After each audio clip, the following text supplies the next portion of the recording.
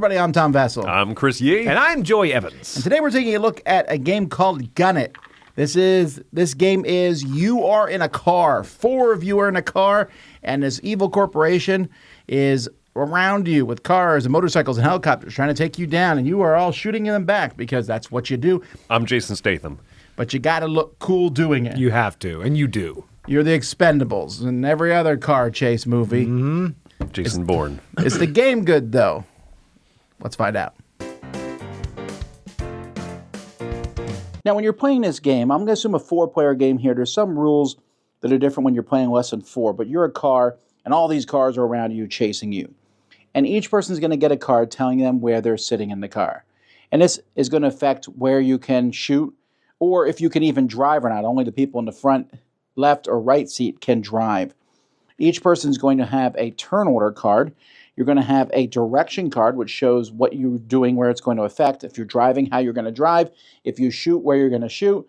And then there's a whole pile of equipment, maybe the steering wheel that has to be in the game, or a pistol, or a shotgun, or all sorts of things can show up when you're playing the game. So in each planning phase, there's some things that can happen, some kind of a variety of different effects that can happen, whether or not you'll draw cards that say, oh, you're going into a tunnel, or there's a train coming, or a parking garage, how you deal with that, or just you're at a one-way street and one player has to pick something here. You can only trade action cards of a single type, or only 2 players can trade. There then is a 2-minute discussion period, and you can download a timer or you can play with your own timer, where players are going to trade both these card numbers to see who goes first, second, third, fourth, the direction numbers back and forth, and even the equipment that they might have. So after that's finished, the timer is up, you're then going to go in order, going from first to fourth. When it's a person's turn to drive, let's say they drove forward, they're going to push this forward one. They're going to push this car forward one, as opposed to maybe they drove right or left, and then they're going to move in that direction. And this matters because these other cars are going to be shooting out of their arrows, so you're trying to get out of the direction. This would be a pretty bad spot for me to have driven into. But maybe I drive forward one as the first action, and then someone there will shoot at this car over here. You'll notice each car has hit points, and as these cars explode, so when you hit them, not only are you going to destroy them, but they can cause damage to another car, which could cause damage to another car, and you'll get a chain reaction. The more chain reactions you have, the more excitement points you'll get as you go through this race. As cars are going to get removed from the grid because you're blowing them up for whatever reason, at the end of a round, everything kind of just comes around you. The cars are going to move up, and then we're going to be drawing new cars to show up. And there's all sorts of cars. And there's, what I'm showing you is mostly basic cars that are in the game.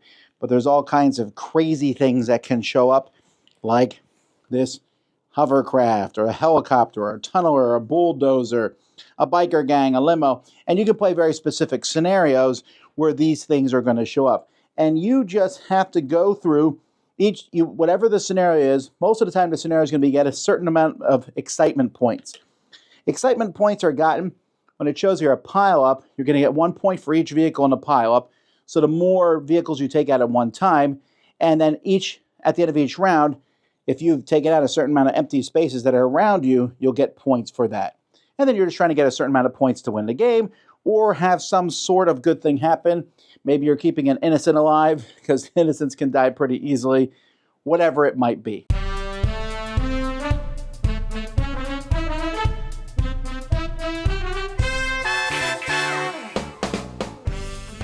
This game has some weird rules, I found. Yes. So it comes with a how to play, and it walks you through how to play. Great. But it kind of glosses over some things that are in every game afterwards. Like the extra things that you add, the cards and things. And then when you go through the rules themselves, I found them to be a little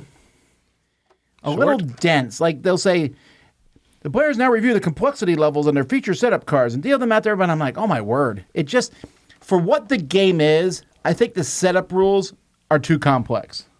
I think the first game, though, recommending that you don't do the official setup rules is a good choice. I think the setup rules themselves are actually a little bit odd, because the way that I was reading them, I couldn't figure out what it meant, and then I realized, if you're playing with 4 people, everybody gets a rule and they determine how difficult, like the difficulty setting you're playing on. That's functionally all that part is, but it sounded much more complicated than it was. That's what I'm saying. That's for what the game is. Just give me a scenario, put some cars out, let me play the game.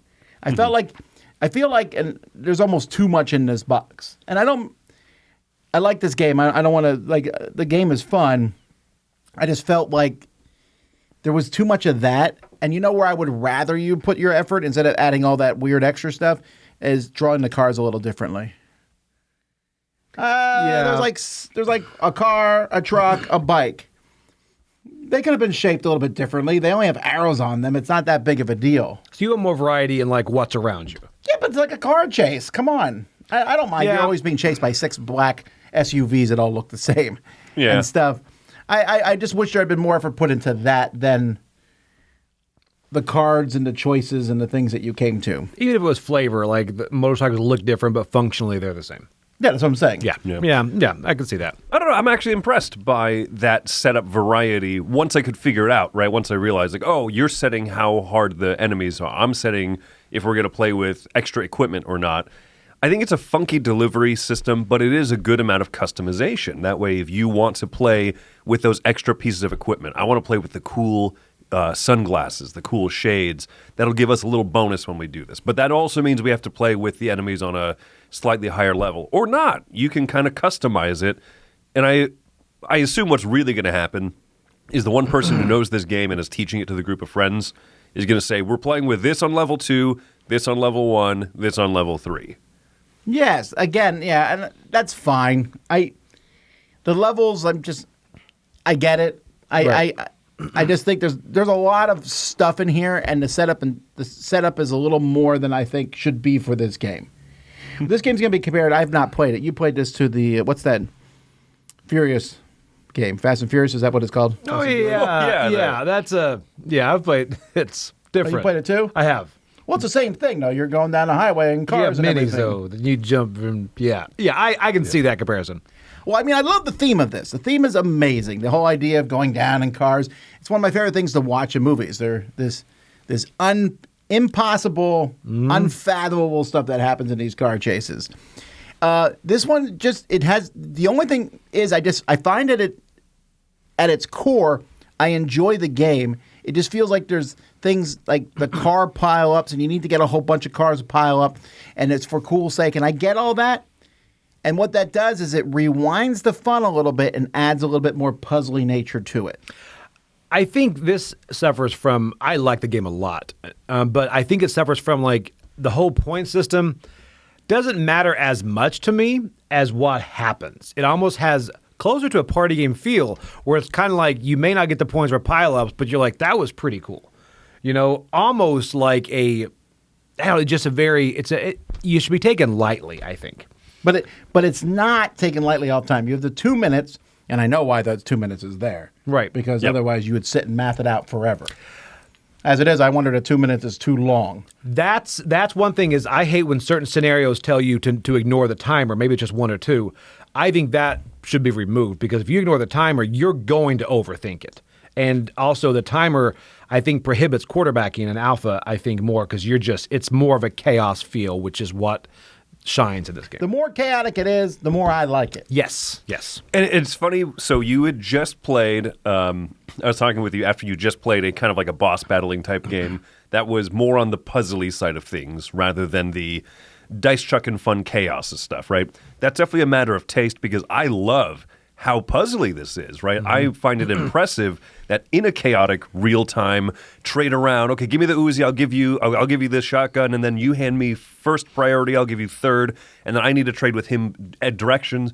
In the middle of doing all of this, at the end of it, you start shooting things out, triggering them in order, and you're like, yes, okay, excellent, we caused this spillover damage, which caused these chain reactions.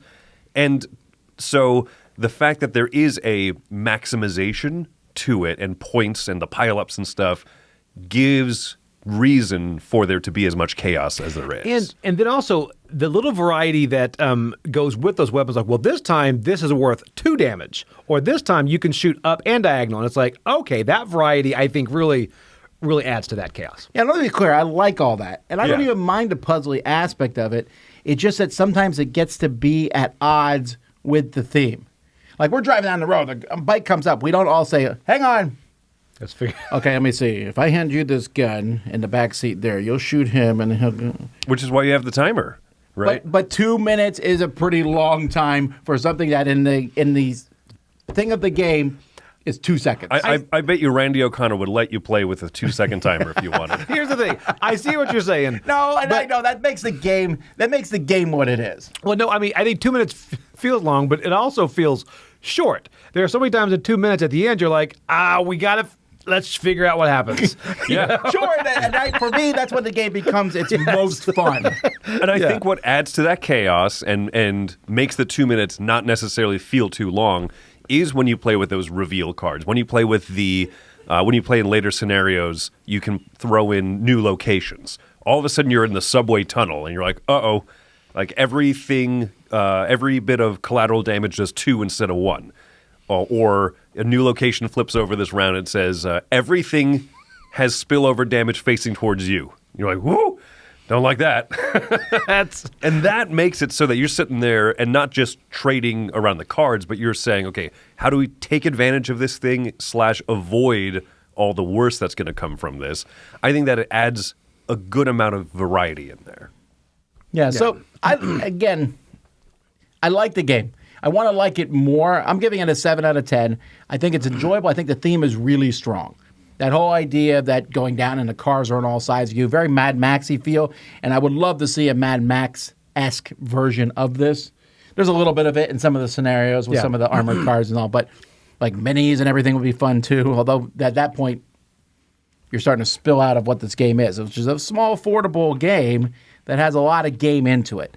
But just be warned on that. I think there's some people who shouldn't play this game either, because even with the time limit, they know where every card is and they're going to quarterback the whole scenario. So I'll just sit there and go, who am I supposed to hand what card to? I don't want to play with that person. Right. But other than that, I think it's a lot of fun. I'll go next. I'm coming in a bit higher, 7.5, mainly because it's a spatial puzzle that doesn't feel like one. I think where this shines, in any puzzle like that, when you have a small miscalculation in a normal puzzle game, you're like, I missed that. In this one, you have a slight miscalculation. You're like, I am so sorry, guys. I think I killed us all. You know? That's true. Or you killed the innocent person next to you. Like, yes. Sorry, lady. Those miscalculations make it fun for me, which is really one of the. I think it's great. I'm surprised I'm coming in the highest. I'm giving this an 8. This is so fun. This is action movie card chase in a game.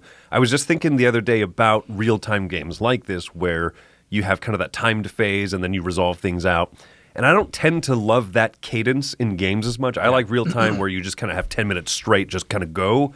But this one, I feel like, gives a really good reasoning for having those bursts of timed play, and then you resolve and you see what happens. And sometimes, even with the full 2 minutes, and you're like, okay, we got a good idea what happens. Someone reveals the first bit of cards, and you go, whoops, that's great. Yeah. And so, yeah, the fact that this is going to be explosions and shotguns, and I didn't mean to be shooting over Tom. I meant to be shooting that way, so he might get some spillover damage himself. That's great. Like, the amount of theme that they put in here and the amount of chaos is wonderful, but I do also love that puzzle. So, yeah, 8 out of 10 for me. There you go, folks. That's Gun It. I'm Tom Vassell. I'm Chris Yee. I'm Joey Evans. And we're on the road again. I'm not riding with Tom.